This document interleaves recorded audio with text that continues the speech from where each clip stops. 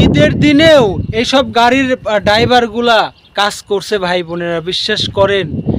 প্রবাস নামের জায়গাটা যে এতটা কষ্টের একটা জায়গা, আমি ঈদের 2টা দিন আমার বুকটা বদ্ধ হয়েছিল। এই ড্রাইভারগুলা সব কাজে গেছিল, একটা ড্রাইভার বাদে, বুঝছেন ভাই বোনেরা।